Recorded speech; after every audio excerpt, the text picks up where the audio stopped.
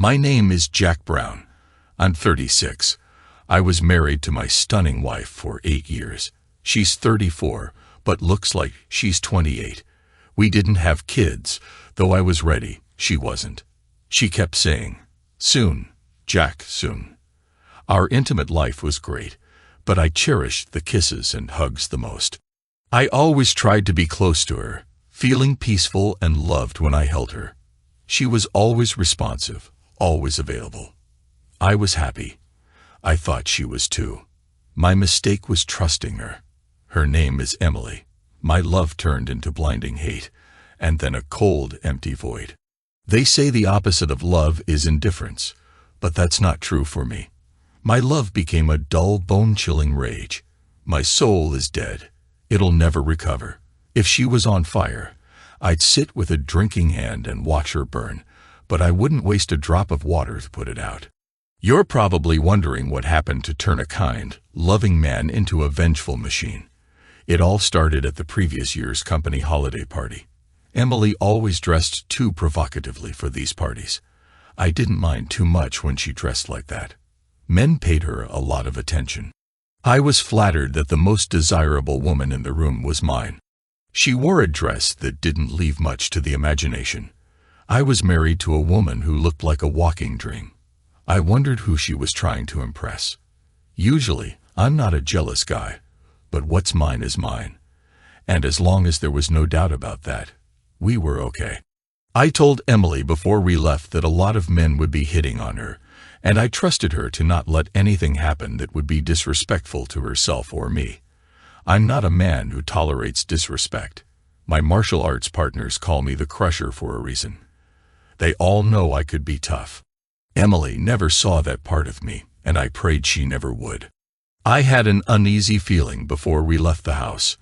I guess you could call it a premonition. "Why are you looking like your dog? Just die, Jack. Don't you want to go to the party?" she said, giving me her sexiest smile. That smile always made my body respond. "To tell you the truth, babe, I'd rather skip the party this year," I said, hoping she'd agree with me. "Why, honey? I thought you always had fun at these parties," she said as she put on a pair of sheer black stockings. "Don't be such a party goober. I really need to let my hair down and have some fun. I'm almost finished dressing. Come on, let's go." She sounded irritated at my hesitation. Something wasn't right. She was too excited about that damn party. Last year, the party got too wild for my taste. There was a lot of inappropriate behavior going on. People started drinking and acting foolishly. Crowds make me nervous, since Matt became vice president of the company. He's hit on every woman in the office, and there's a rumor he's had flings with several of them. I almost confronted him last year. I didn't like how he was always around you, and I surely didn't like how he danced with you. Matt's the president's nephew, a slimy individual who thinks highly of himself. He's married with 2 kids. I felt sorry for his wife. She deserves a better man than that. I've often seen him flirt with numerous women in a way that humiliated her at previous parties. She's refused to come with him for the past couple of years. She's a real lady and good-looking too. I couldn't imagine why she stayed with him. He's just a big flirt. Never forget that I'm proud to be your woman. I love you more than life. You know that, don't you?" Emily said. "There's no need for you to be worried. Sure, he's tall, rich, and handsome, but he'll never be the man you are. You're my baby, and you always will be." I didn't like her description of Matt, but I shrugged it off. Emily never gave me a reason to doubt her loyalty. Love is truly blind. I could see my fate was sealed. There would be no change in her mind. Sometimes a person has to make sacrifices to gain something greater. I didn't want anything to interfere with my plan to reconnect with her. When we got home, we arrived at the party a little late. Some people were already a little drunk. The music filled the room. People were dancing, laughing, and having a good time. I decided to try to fit in and hope the evening would end sooner rather than later. As soon as we walked through the door, Matt Jefferson came over and gave me a weak handshake. I felt like I touched a snake. He glared at Emily, taking her hand and giving it a long kiss, totally ignoring my presence. My blood pressure caused my head to start pounding. It wouldn't have taken much more to confront him right there. I could see it was going to be a long night. Emily gave me a wink, signifying we were secure, and we began to mingle with the guests. Matt walked over and took Emily by the arm. She didn't object. I didn't know how much more I could take. "Let me introduce you to some of our new staff," he said with a sly grin. He acted like Emily was his woman. "You don't mind, do you, Jack?" He didn't wait for my answer. Emily gave me her "please relax" look, so I let it pass. A good friend of mine named Sam saw what was happening and dragged me over to a group of guys playing a drinking game and telling lies while their wives circulated and gossiped about whatever it is women talk about. I pretended to drink. I never get drunk. I like to keep my wits about me. While I was enjoying the company of my friends, I would look around occasionally for Emily. I noticed she danced with a couple of guys. Everything seemed above board. I'm not sure how much time had passed. I knew I was ready to go home and reconnect with my wife. We hadn't been intimate for a couple of days, which was a long time for us. I was glad she had the opportunity to let her hair down, as she put it. I had done my duty. I couldn't find her and couldn't imagine where she could be. I looked everywhere. I saw her friend Claire and inquired if she had seen Emily. Claire looked a little nervous and told me she had seen Emily dancing with Matt about 20 minutes ago. I felt the hair on the back of my neck stand up. The uneasy feeling that had been haunting me turned my stomach into knots. I began to look for her outside the ballroom. I heard voices as I looked into an unused small conference room. I decided to check it out. I could hear a woman in the midst of an encounter. It sounded like Emily. I couldn't believe my eyes. There was my loving wife, bent over the arm of a chair, being with Matt himself. At first, I was paralyzed. I thought I was having a stroke. They were too involved in what they were doing to notice me standing there. I walked over and stood there for a while before they saw me. "Oh my God, Jack." "Let me explain," she shrieked, trying to pull herself together. "You have nothing to say to me, you lying woman," I said with all the venom I could muster. "I worship the ground you walked on. And this is how you repay me. We're finished. You are no longer my wife. Look at me." She couldn't raise her head.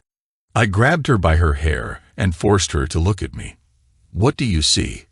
Do you see the eyes of the man that loved you? They're the eyes of a dead man. You killed my heart and soul tonight. Now I see why you were so eager to come to that damn party. You wouldn't be close with me because you were saving yourself for this man." At that, she let out an agonizing cry. "No, I can explain," she pleaded. "Don't try to talk your way out of this. You've been caught." She was terrified. She tried to speak, but no words came out. All the time I was berating my unfaithful wife, Matt just stood there looking amused.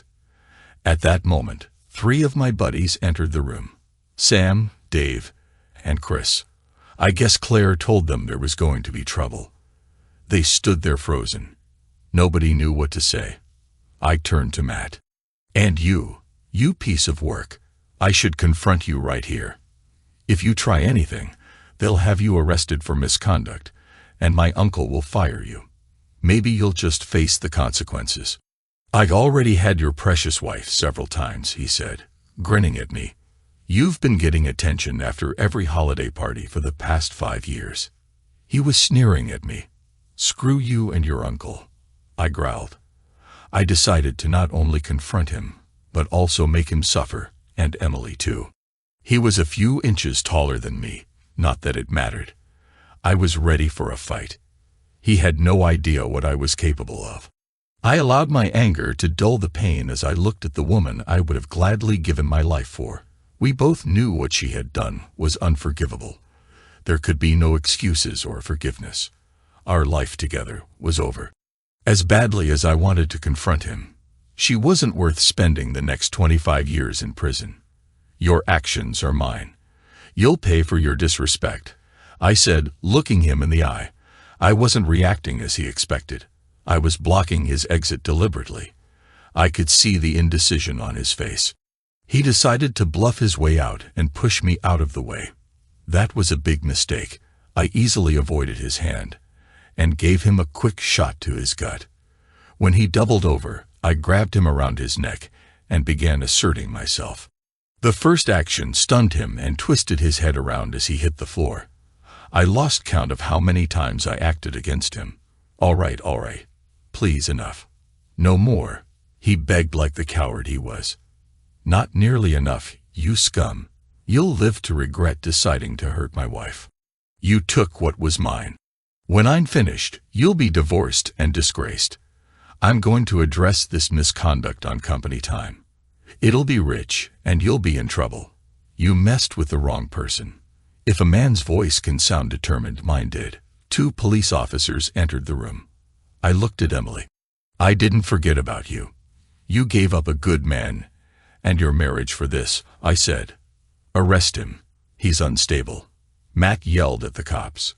They understood what was happening. It was self-defense, officer, said Sam. Jack caught him with his wife. He tried to confront Jack. Is that right? The cop asked the other 2 men. Absolutely, officer, said Dave. Jack was defending himself, added Chris. They're lying. He confronted me, pleaded Matt, close to hysterical. The cops looked at Emily. She appeared to be in shock. Her lips moved, but no words came out. Are you all right, lady? Did you see what happened? She just sat there crying with her hands on her face. I felt no pity for her. The love I had for her was compressed somewhere in the back of my mind. Do you want to press charges against this man? The surgeon said, pointing at Matt. I could see their sympathies were with me, even though Matt was the one with the swollen face. He came after me. He's unstable, I tell you. I didn't do anything. That's not what 3 witnesses saw, the other cop said. Officer, detain him. I'd be more than willing to press charges. Get him out of here, said the surgeon, looking at me with empathy. If there's anything I can do for you, let me know. Just call the station and ask for Sergeant Davis. Just so you know, I've been there too. I nodded at him in silent recognition of his understanding. We'll talk to you later, Jack, said Sam. Come on, guys, let's go. Jack has some business to take care of. Sam walked over to me and looked into my soul. Then he hugged me. Hang tough, he said, then left the room. Now there were 2 people left. I picked up her belongings off the chair and put them in my pocket. I had no idea what I was going to do with them. Emily had calmed down. It was easy to see she dreaded what was coming next. So did I. I felt an icy chill come over me.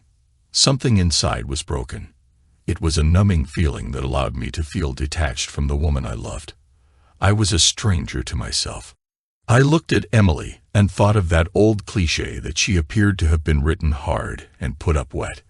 How does a person erase the woman they love from their heart? I had no idea. I knew that I could never look at her the same way again. I had to keep my anger and control my grief and protect what was left of my sanity. At that moment, I knew what my revenge would be. The wound she inflicted would stay with me until the day I die. She had destroyed my world. The trust was gone. Nothing mattered anymore. Get your coat and meet me at the car. Be quick, I said, turning my back on her and leaving the room. I didn't want her to see the pain I was feeling. I didn't want her sympathy. The end of our love and marriage was about to begin. As the car sped into the night, my silence said volumes. Are we going home, Jack? We don't have a home anymore. When you broke our marriage vows, you destroyed our home. It's just a house now, a house where I used to be happy, a house where I loved and trusted a wife who used to be my best friend. I said, unable to disguise the sadness in my voice. She started to cry quietly. Jack, is there any way you could possibly forgive me? Please, I'll do anything. Give me a chance. I'm sorry. I'm so sorry, she whispered. Do you think I'll ever forget what I saw tonight? Or that man telling me he hurt you? When you let that person have you, you hurt my enemy. You decided to dishonor your vows to me. and give him what was mine again and again. When you did that, you ended our marriage. That means the last 5 years have been a complete lie. A total lie. Please forgive me, Jack. Believe it or not, I love you with all my heart. I guess I let him use me for the excitement of doing something I shouldn't do. I never thought about the consequences. It was like a game, a silly, immature game. He could never be the man you are. I know I was foolish and selfish. Let me make it up to you. Please forgive me, curse me, anything you want. Just don't leave me. He'll die without you in my life. It didn't mean anything. It meant everything. I yelled as my hands gripped the steering wheel. My emotions were taking control. I forced myself to calm down. A game. Messing with my life was a game. You talk about your love. You love me, yet go and hurt another. The car slowed and stopped. Get out. Where are we? Get out. Why? What's going on? Her face showed concern and fear. Get out now. My tone left her no choice. Emily followed me to the door. Mrs. Warren, yes. Yes, how can I help you? My name is Jack Brown. I used to work for your husband's company. May I speak with you a moment? Is Matt okay? What's this about? I had a firm grip on Emily's arm as we entered the house. Please come in, have a seat. She was the kind of wife I thought I had. I was going to cause her pain. Matt would hurt much worse. He should have understood me better. I had to address his actions to protect and stand up for my wife.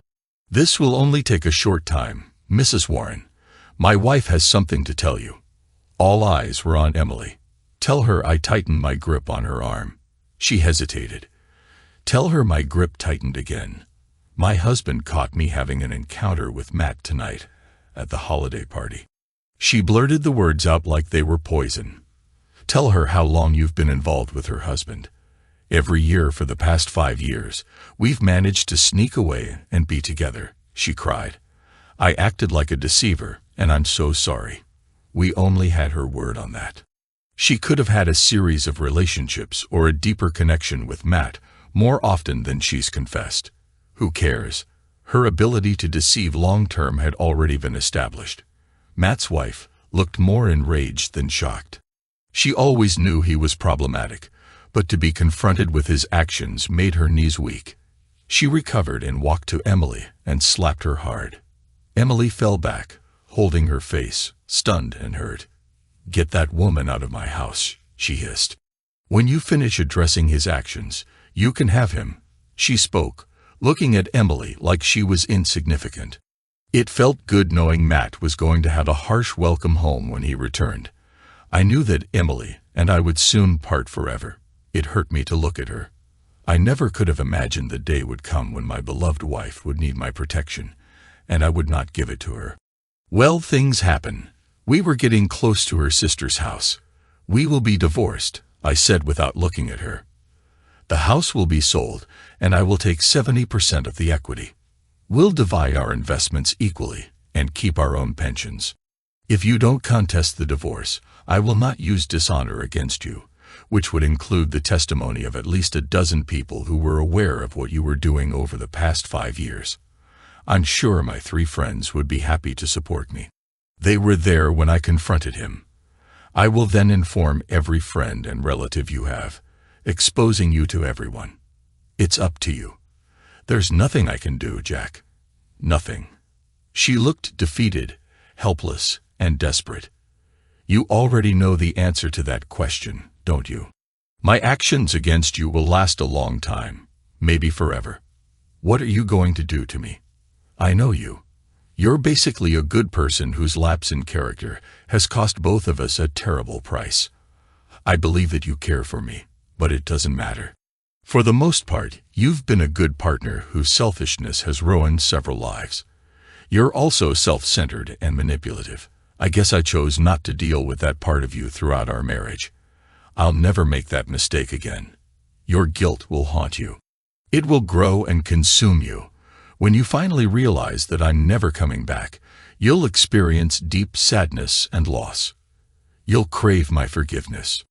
Having lost my love, I want you to go to your grave regretting what you've done to yourself and me, and carrying the burden of knowing that you are unforgiven." The car pulled in front of her sister's house. "You'll be hearing from my lawyer soon. Don't go back to the house until noon tomorrow. By that time, it'll be gone. They'll come back when you aren't there to get the rest of my stuff." That's a lot. Over 8 years of marriage gone. Just like that. Just like that. "Goodbye. By the way, take these with you," I said, handing her back her belongings. Tears fell from her eyes as she exited the car. Tears rolled down my face as well. The divorce with Emily was over in 6 months. Now, 8 months later, I pondered if I should have let her see my pain, if for no other reason than to let her see how her actions destroyed my life. I realized that I had lost control the night I caught her. I didn't feel good about that. I guess I was a bit overwhelmed at the time. Since then, I've tried not to allow myself to grieve the end of our relationship. I needed to keep the anguish at bay. Nevertheless, I was continually depressed. My subconscious mind kept asking questions for which there were no answers. For the first 6 months after our separation, she tried to call me a number of times. If she left a message, I erased it. If I answered and heard her voice, I hung up. It was a matter of self-defense. Despite everything, I knew I still cared for her. She knew how to reach me, and I didn't want that. My dignity, pride, and self-respect depended on my staying strong. I couldn't let her hurt me again. The less angry I became, the more vulnerable I felt. My love for her hadn't died, but I couldn't be with her. After the divorce was final, she gave up and stopped calling. What was she going to say? "I love you." It was just closeness, honey. I'm struggling with personal issues. He caused me pain and forced himself on me for years in a row. I didn't want to hear her lies and excuses. If that was the case, and even if it happened once, and she didn't tell me, she became a part of his actions. Besides, what I saw showed me how much she was involved. She signed the papers and didn't show up at the final hearing. It was just as well. I didn't want or need to see her again. It was impossible to tell if her absence indicated her pain and acceptance that our marriage was over, or if she just didn't care. I used to think that I understood her. After what I had witnessed, anything was possible. Flashbacks of her defeated and miserable face the last time I saw her were etched into my brain. Oddly, that image grew more powerful with time, while the picture of her and her partner began to fade. Even though I knew that our love was a lie, I still missed her. God helped me, but I could never trust her again. There would be no way to know if she ever really cared for me. Was she unhappy when I married her? Was I just a pawn in some secret plan? I couldn't understand how she felt it was okay. Was she unhappy when I married her? Was I just a pawn in some secret plan? I couldn't understand how she felt it was okay to make me a fool. If she cared, how could she show me such disrespect? The questions made me feel inadequate and confused. I didn't think I could ever trust another person. I needed to do something, but I didn't know what to do to remove her from my life. My so-called revenge against her was a matter of wishful thinking. It depended on her having cared for me as much as I cared for her. She could have been involved with someone else as soon as I turned the corner. I didn't want to be the only one hurting. The reality hit me that I never really knew her. I had been in love with an illusion. Could it all have been smoke and mirrors? The questions were driving me crazy. The end of our marriage occurred without warning, like a flash of lightning and a clash of thunder. My life as I knew it was over in one night. When the story got out about what I did that night, some of our friends saw me as a heartless villain. Others felt I should have found ways to address and confront the situation more effectively. None of that mattered anymore. I was no longer enraged, just lost. I didn't want to dwell on the past, and I had no plans for the future. I received $800,000 in settlement from the president of the company, with the understanding that I would keep the name of the company and his nephew out of the courts and newspapers. He even tried to offer me Matt's vice president position. There was no way I could stay there. I couldn't bear the looks of my one-time colleagues. Their faces said it all. Some of them pitied me, Others saw me as foolish or weak for allowing my wife to be unfaithful for so long. To the people I had known for so long, I was either a victim or an idiot. Just about everyone knew what was going on with Emily and Matt, except me. With the $200,000 I received from Matt to keep me from addressing his actions, my share of the equity in the house, and my share of our investments, I decided I didn't need to look for work anytime soon. I started drinking every day to fill the lonely hours and empty space in my life. While drinking my troubles away one night, I had a conversation with a bartender at my favorite spot. His name is Ray. He's in his 50s with gray hair and a face that had seen a lot. Ray was a straight shooter. That's why I always liked him. His eyes reflected years of acquired wisdom. He's the kind of guy you wanted on your side in a confrontation, had heard it all and done it all. He didn't have to say it. I just knew. I had brought Emily to the place a number of times. It was close to home, and we both liked it there. The food was good, and the music was lively after 8 p.m. They had dancing. The last time Emily and I were here, we danced as if tomorrow would never come. We only danced with each other and stared into each other's eyes lovingly. Why didn't I see the betrayal in her eyes? I don't know. Maybe I didn't want to. Then we went home and spent the night together. We'll never dance again, except in my mind. I scanned every person who entered the room. I guess I was looking for Emily while at the same time dreading seeing her. Jack, I've never known you to be a heavy drinker. I'm worried about you, brother. You're working on your third drink, and you haven't been here 15 minutes. I hope you don't mind me butting into your business, but you look like a man who has a lot on his mind. It's slow tonight. I've been tending bar long enough to learn how to listen if you want to talk about it. I was happy to finally let it out. There had been too many conversations in my own head.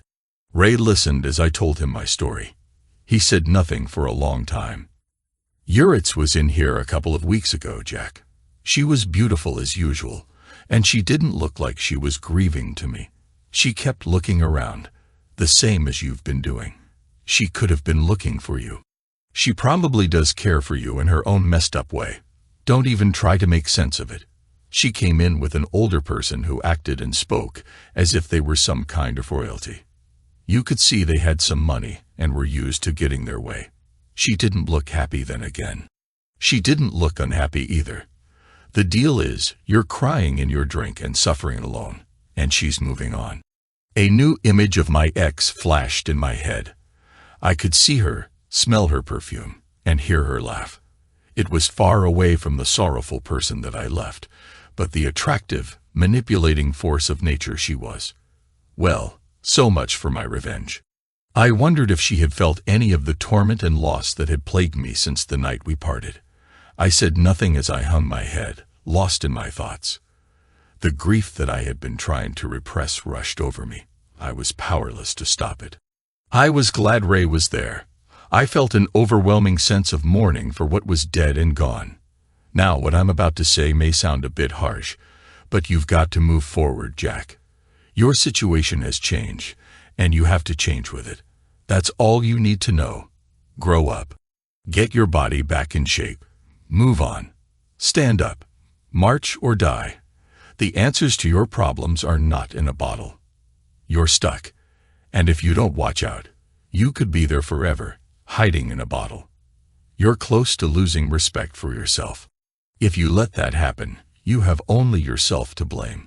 The first thing you need to do is go out and meet someone. Then meet someone again. You're too good a man to let negative thoughts get you down. Find yourself someone genuine, then spend time with them until you feel better. Clear your head and get on with your life, Ray said, sounding like a combination of friend, counselor, and a little touch of drill sergeant.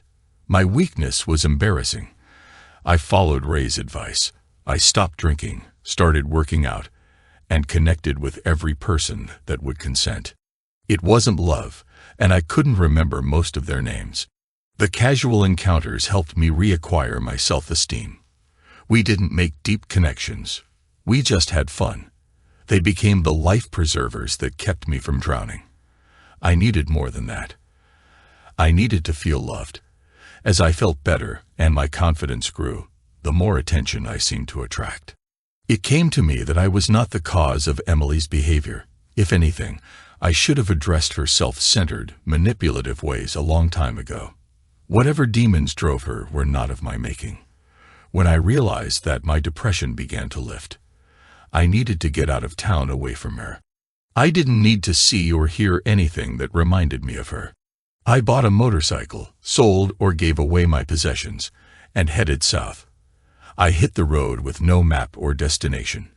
It didn't matter what road I was on. They all went somewhere. Sitting on the bike, I was free. It had been a few years since I had ridden.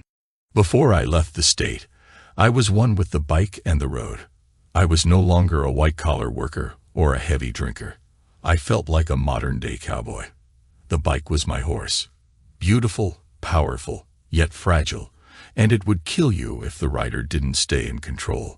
I was a biker, and the road in front of me was more important than what was behind. I was in control of my life. The bike did as I instructed it to do. My safety was my responsibility. These thoughts became integrated into my life philosophy. As I rode, I could smell the rhythms of life around me, feel slight temperature variations as the hills and valleys rose and fell while the scenery blurred by. It was good to be alive. I found myself thinking that I hoped there were motorcycles in heaven. Dying wouldn't be so bad. I was in the moment. What happened yesterday or what would happen tomorrow were no longer an issue. Every mile brought me closer and closer to a feeling of peace. The blast of wind and the roar of the big twin engine became music to my soul.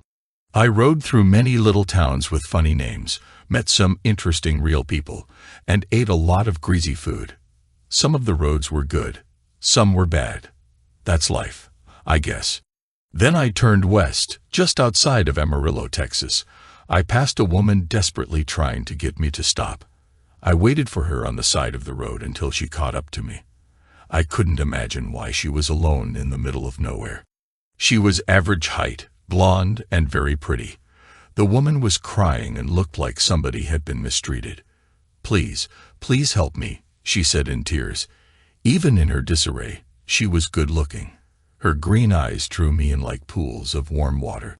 "Sure, how can I help you?" I asked, not sure what I was getting myself into, turning off the bike. "I need a ride to Dallas. My ex-boyfriend is on his way to my house. He said he's going to harm my mother and my daughter. Do you have a cell phone?" she asked frantically. I wanted to ask her what was going on, but her desperate urgency didn't allow for questions. There would be time later to get to the bottom of it. I gave her my phone, and she called the police. She seemed a little less stressed after she spoke to them. "You don't know me, and you've been more than kind, but could I ask you to give me a ride to my house? I'll show you where to go. I pray to God that he doesn't get there before the police. Please hurry." Before I could answer, she was on the back of the bike, holding me tight. We sped up the road. I used all of my skills to get her to her child and mother. I think I broke every traffic law on the books. It felt good to have her arms around me. It felt good to be needed. I didn't even know her name. I wasn't sure what was going to happen when we arrived. If this guy had a gun, we'd both be in trouble. When we arrived at her house, the police were already there. They were putting the handcuffs on a man who was resisting arrest. Amy jumped off the bike and ran toward the house. He saw her and started shouting, "They'll get you. You'll see. They can't keep me locked up forever." He was still ranting as they drove away. "Mama, are you and Rachel okay?" "I was so worried," she said, hugging her mother. Just then, a cute little 8-year-old girl appeared. "Mommy, you're home. Jack was here. He said he was going to hurt us. Why does he want to hurt me and Grandma?" "Why, Mommy?" I stood behind her, feeling a bit awkward at that moment. Both the mother and Grandma realized I was standing there. "Please forgive me," Amy said.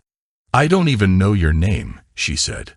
Jack Brown," I said, extending my hand to Amy. "This is my mother, June. And this is," she said, putting her arm around the little girl, my little angel, Rachel. My name is Amy. Mama, Jack was nice enough to take me here after that man slapped me and left me on the side of the road. I was so worried. He's crazy. When I told him I didn't want anything else to do with him, I thought he was going to hurt me. I'm very glad to meet you, ladies, and especially you, Rachel, I said, smiling down at the little girl. I'm glad that I could be of some help. Please call me Jack. Mr. Brown is my father's name, I said, smiling. I'm sorry it couldn't be under better circumstances. I'm glad they got that guy before he hurt somebody. He acted like a real mental case. She didn't have a chance to answer. Rachel chimed in. Could you take me for a ride on your motorcycle, please? I like motorcycles. She looked at her mother expectantly. She had completely forgotten the drama her mother's ex-boyfriend had caused and had no idea of the seriousness of the threat against them. Well, see, Rachel, if it's okay with your mommy, it's okay with me. June extended her hand. As I shook hands, she said, We thank you, Jack. Would you like to stay for dinner? I guess we owe you some kind of explanation in exchange for your kindness. I'd love to stay for dinner, June. I haven't had a home-cooked meal in a long, long time. Well, I hope you're hungry. Mama always cooks too much, Amy said with a twinkle in her eyes. Are you married? Asked Rachel. No, I'm not. Why? Do you want to marry me? I said, kneeling down so I could see her eye to eye. I'm too little, she said thoughtfully, but you could marry Mommy. We all smiled at her innocence, feeling a little embarrassed. Rachel, we just met Jack. He doesn't even know us, Amy said in a way only a mother could. I know, but he has a motorcycle, and I like him. Well, now that we have that straightened out, let's eat, said June. I had just met these people nevertheless. I was feeling as if I was talking to family. Their sincerity and warmth, as well as their troubles, tapped into my protective instincts. There were good vibes in this family. I wanted more information about Jack. He appeared to be dangerously out of control, and I was seriously concerned for their safety. It didn't hurt that Amy was a real beauty and little Rachel was irresistible. I resolved that as long as I was around, no harm would come to Amy or her family. Suddenly, my life had a purpose. The question in my mind was how such a nice woman ended up with a head like Jack. Then I thought I ended up with Emily, didn't I? One bad decision can lead to an endless array of consequences. I decided that fate can sometimes be kind as well as cruel. I consider myself fortunate to have met her. Life had banged her around a bit. I knew what that was like. When the time was right, I'd investigate further. Jack was going to be trouble. Dinner was served and both Amy and her mother seemed to be happy that I was starving. The food was good and I ate like a man having his last meal. I gave them some background about my divorce and the fact that I had been riding aimlessly for months trying to regroup my life. They nodded empathetically as I spoke. I liked them, and I got the feeling they liked me. Both of them kept giving me sly, appraising looks. I could tell they were trying to figure out what kind of man I really was. Little Rachel already knew. She sat next to me and reached out to touch me every now and then. It made me smile in my heart and on my face. I looked at Amy and said, "Tell me how you got mixed up with Jack." "I don't like Jack," said Rachel. "He's a mean man, and he hurt Mommy." Amy took on a pained and embarrassed expression when she realized how much her relationship with Jack had affected her daughter. At first, he was considerate and kind. I didn't love him, but he was decent company in the beginning. I knew he wasn't good for me, but I was lonely and needed someone to talk to. Then he quickly changed and started drinking heavily. He didn't want me to talk to my friends or family, and then he started treating Rachel like unwanted baggage. I couldn't put up with his abuse. When I told him it was over, he became violent. He said if I would speak with him one last time, he would leave us alone. That's how I ended up standing on the side of the road. Thank God you came along when you did. "Is he Rachel's father?" I asked, hoping that he wasn't. "No. My husband, David, is Rachel's father. He was killed in Afghanistan. We've been alone since then. It's been more than 3 years now. I've only known Jack for a month. That's it. That's how we got into this mess. I suggest that you go down to the courthouse on Monday and get an order of protection. He threatened you in front of the police. The order will be automatic. That way, he'll be arrested immediately if he comes anywhere near you or your family. I want to ride the motorcycle, Rachel said, lightening the conversation the way only a child could. Okay. I'm sure Jack will give you a ride, said Amy. If you're finished eating, go watch cartoons. I want to talk to Jack some more. Okay, honey. Come on, sugar, let's go see what's on, said June. Okay, Mommy. See you later, Jack. She skipped away. Wow, your daughter really gets to me. She is something else. I think she looks like you. Rachel is my angel. If anything happened to her, I would surely die, too. I don't think I could have made it through the past couple of years without her, I said, taking her hands in mine. It seemed like the natural thing to do. That was a magic moment. I swear the heat from her hands shot up my arm, rattled around my brain, and pierced my heart. I wanted this woman. All I could see were her eyes. I was lost in them. We were communicating without words. I knew she felt it too. Something powerful was transpiring. It scared me a little. It's getting late. I should go and find myself someplace to sleep tonight, I said, standing up, feeling nervous. My life was changing again, I said, trying to keep up. We have lots of room, Jack. Stay here, please. Rachel would love it. Really? How about you? I said, knowing what the answer was. Yes, I would love it too. I feel so safe around you. You're my knight in shining armor. You rode in and saved me on your motorcycle. I would be happy to help you until you get on your feet. Her smile lit up the room. She thought I was broke. Obviously, it wasn't my money she wanted. I accept, I said, smiling. I noticed your house could use a few repairs. I'd be happy to do that for you. Okay. That would be great, Jack. It will be nice to have you around for a while. It's Saturday night. Do you know a place we could go dancing? Not too fancy. I'm afraid I'm not carrying much in the way of clothes. Yep, I know just the place, she said, genuinely enthusiastic about the idea. Let me see. She started appraising my measurements. My husband, David, was about your size. I never got around to throwing away his things. They'll show you where I keep them. Please, if you see anything that fits, help yourself.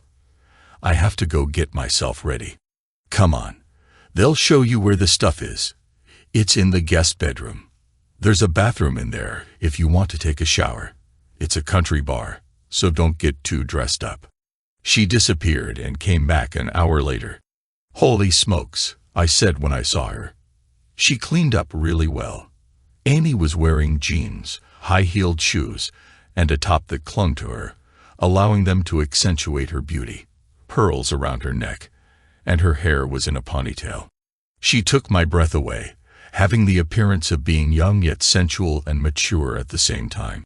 You're positively stunning, I said. The dumb smile on my face conveyed my feelings. I'm just a little old, she coyly replied. Country girl, I said, wanting to kiss her right there. She beamed at the compliment. I had a feeling that I had won the lottery. I wondered how she would deal with all the masculine attention she was bound to receive. The last time I went out with a beautiful woman, well, we know what happened. Thank you, kind sir. You're looking quite handsome yourself. I think we make a very cute couple. Shall we go? She was a little nervous as she walked out the door. I had the chance to check out her shapely hips. I was having a hard time controlling my growing attraction to her. I couldn't think of a single thing about her that I didn't like. It was too early to say I was in love, but I was definitely in lust, and like big time. The club was bigger than I thought it would be. Heads turned, following her as we entered. She acted as if she had no idea of how beautiful she was. The band had the people dancing, nodding their heads with the music, smiling and laughing.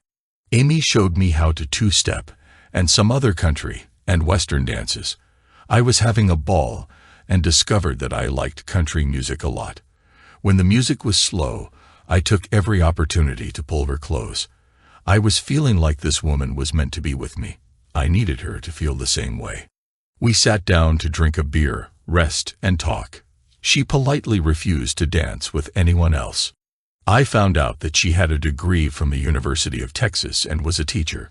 Her deceased husband was a captain in the Army when he was killed in action. She didn't think she could ever love again after his death. I felt the same way after the death of my marriage. Amy went to the ladies' room. I watched intently as she moved through the crowd. Several men tried to buy her a drink or at least engage in conversation. They failed. She didn't even smile at them. I like what I saw. Thanks for flagging me down today. Meeting you is the best thing that's happened to me in a long time, I said to her when she returned. I know you just met me, but I'm thinking that us being together feels right. It's like our spirits know each other. I feel that way too, Jack, but there is something you gotta know about me. Any man in my life would have to accept two things. First, Rachel is my life.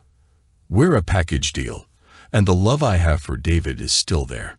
It always will be, even though he's gone. Do you understand? A man in my life would have to share me with his memory. Are you man enough to deal with that? I looked down for a moment, then lifted my eyes to hers, once again taking her hands in mine. Absolutely, I answered without reservation. I couldn't imagine being too far away from her. I've always wanted to be with a woman who could love me like that. I respect what you're saying. I know he was a good man. I just hope there's room in your heart to love again. If I was him, that's what I'd want, I said sincerely. I could, Jack. The love I still hold for my deceased husband is special and in a special place in my heart. I have a big heart. I'm sure there is room for more love in there. She was looking at me with hope on her face. She was trying to assure herself of my sincerity and willingness to understand and stand by her and Rachel. When we got back to her house, I turned to face her when we reached the door and looked deeply into her eyes. Can I have a hug? I said, reaching out my arms. I embraced her and held on tight. Then I gently kissed her again and again. The scent of her drove me crazy. I never wanted to stop. I took her face in my hands and said, "You're very special. I just want you to know that." We kissed again, this time deeply and passionately. That night, I couldn't sleep. As I lay in bed, I thought about Amy and the events of the day. I knew that I wasn't homeless anymore. With Amy was where I wanted to be. She entered the room and closed the door. Without saying a word, she slipped into bed with me and cuddled up close. I started to speak and she pressed her fingers to my mouth. I couldn't control myself. I started to kiss her neck. My passion urged me to claim her as my woman. I resisted the urge as long as I could. I wanted the night to be one she would never forget. We spent the night together, and our souls were bonding. 9 weeks passed. Jack's trial for assault and resisting arrest was coming up. If he managed to make bail, I'd be back. Annie didn't talk much about her fear of him, but I knew it was there. We slept together and were intimate every night. Her kind and gentle nature brought out the best part of me. The part I liked. Our needs complemented each other. She needed a provider, lover, and protector. I needed someone to protect, a lover, and someone worth providing for. My life with Emily became more and more a distant dream. I became able to think of her with no emotion. In fact, I was able to wish her well and hope she could find her road to happiness. Amy would slip out early in the morning so that she would not be setting a bad example for Rachel. "So, when are you going to ask her?" June asked me one morning as I was drinking my coffee. "What?" I said, spilling a little coffee.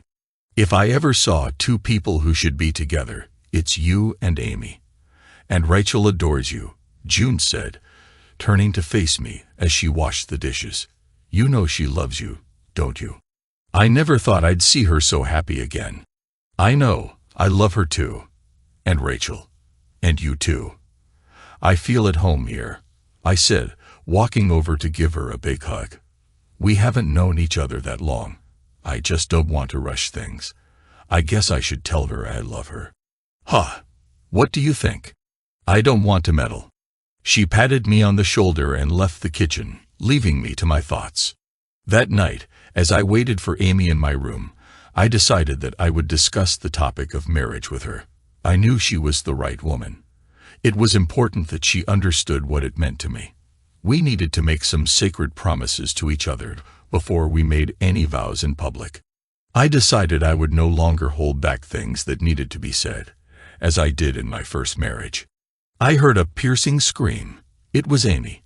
I instantly knew Jack was in the house. I reached into the drawer by my bed and took out the 9mm clock that I had bought as soon as I met the residency requirements. I didn't want to bring empty hands to a confrontation. I rushed to Amy's room in my underwear. When I got there, I saw Jack on top of her, trying to assault her. She fought with him, calling my name. I placed the pistol behind his ear. Get up, jerk. Real slow. If you flinch, you're dead.